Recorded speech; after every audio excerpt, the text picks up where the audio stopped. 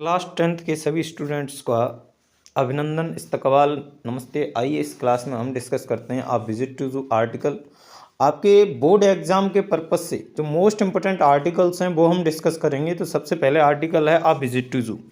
इस आर्टिकल को आप समझ लीजिए 100% आपको क्वेश्चन देखने को मिलेगा, क्योंकि मोस्ट रिपीटेड फ्रीक्वेंट एग्जाम में पूछा गया क्वेश्चन है ये। और इसी के साथ आपको ये समझना पड़ेगा कि यहीं से क्यों पढ़ें आर्टिकल, बिकॉज रीज़न ये है, इस आर्टिकल को हमने बहुत ही सिंपल लैंग्वेज में डिज़ाइन किया है और इसको अगर आप 1 से 2 बार पढ़ लेते हो देन आपको प्रिपेयर हो जाएगा और आपके मार्क्स बोर्ड एग्जाम में कंप्लीट हो जाएंगे, सिक्योर हो जाएंगे। चलिए समझिए। लास्ट संडे, पिछले Sunday I visited the zoo with my family. मैं अपने परिवार के साथ जू गया।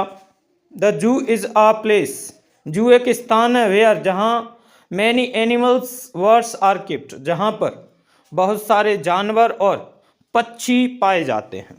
आई was very excited to see them, मैं उनको देखने के लिए बहुत ज़्यादा उत्सुक था। यानी मैं पक्षियों और जानवरों को देखने के लिए बहुत ज़्यादा क्या था, उत्सुक था।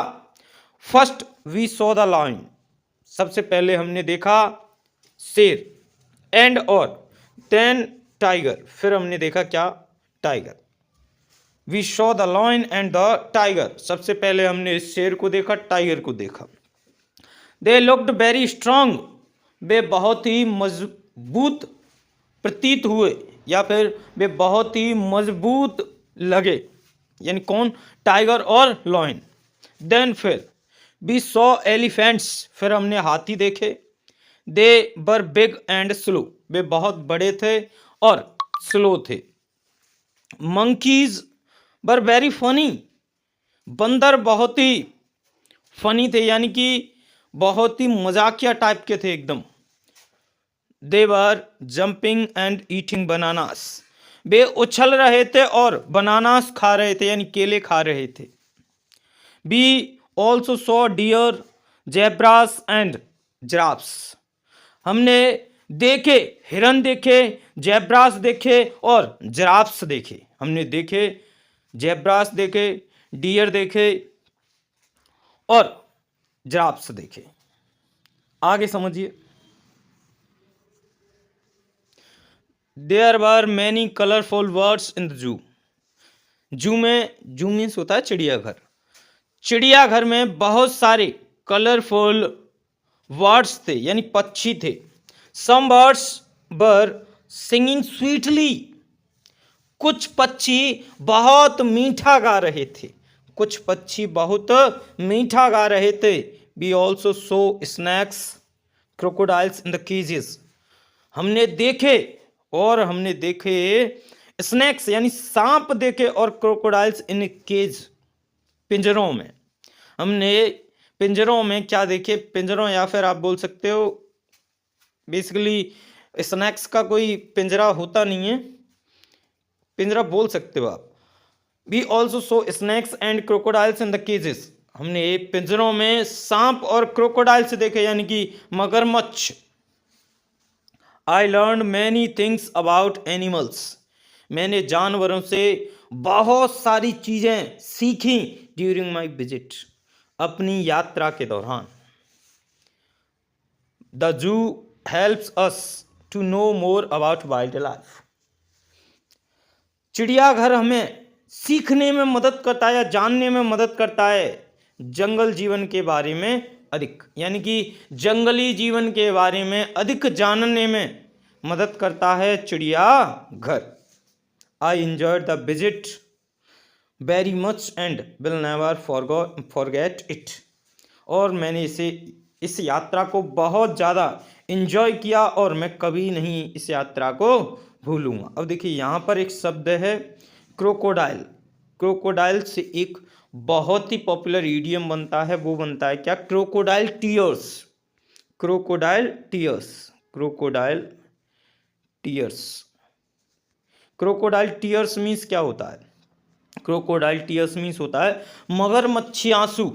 इट मीन्स फॉल्स सॉरो, झूठा दुख, फॉल्स सॉरो यानी झूठा दुख। अब समझिए second most important article, that is pollution. अब हम पॉल्यूशन के आर्टिकल को डिस्कस करेंगे जो कि आपके एग्जाम के लिए बहुत महत्वपूर्ण है, प्लस इसकी लैंग्वेज है जो कि बहुत आसान लैंग्वेज है। सेकंड आपके लिए ये पॉल्यूशन का आर्टिकल है। क्लास 10th में कुछ ही टॉपिक्स आर्टिकल के हम बताएंगे जिनसे आप प्रिपेयर कर लीजिए जिनको, और इन्हीं से आपका स्कोर अच्छा हो जाएगा और यही आपके एग्जाम में देखने को मिल जाएंगे। समझिए पॉल्यूशन, पॉल्यूशन को हिंदी में बोलते हैं प्रदूषण।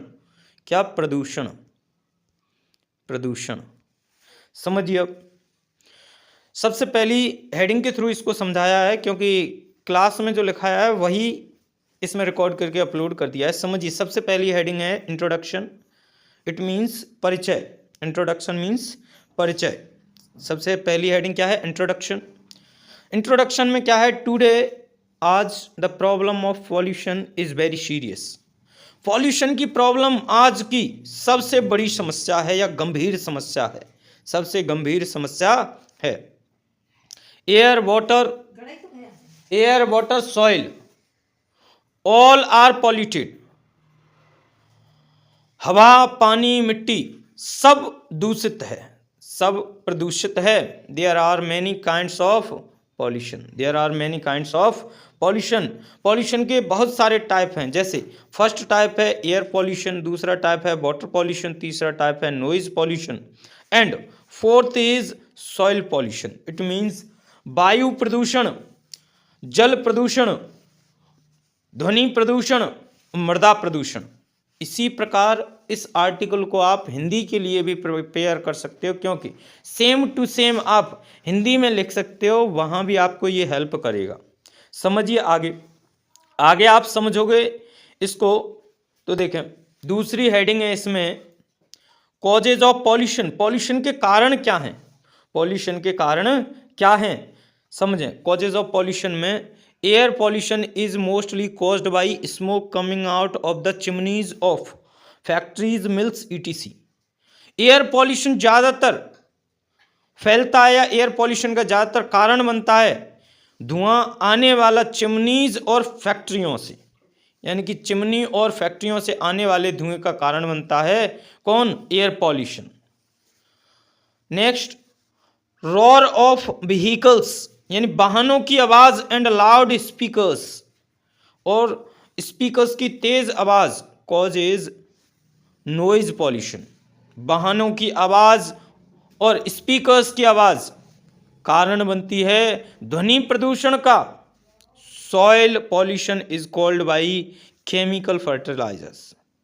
सॉइल पॉल्यूशन को कहा जाता है केमिकल फर्टिलाइजर्स, यानी कि आप देखो सॉइल प्रदूषण बेसिकली इसमें पॉइंट इंक्लूड नहीं किया है। सॉइल प्रदूषण जितने भी आप यूरिया, डाई इत्यादि ज़मीन में यूज़ करते हो प्रोडक्शन बढ़ाने के लिए, तो उससे क्या है कि सॉइल प्रदूषण हो रहा है। क्या हो रहा है? सॉइल प्रदूषण हो रहा है। अगली हेडिंग समझिए जो कि आपके लिए बहुत ज़्यादा इंपॉर्टेंट है, इफेक्ट ऑफ पॉल्यूशन।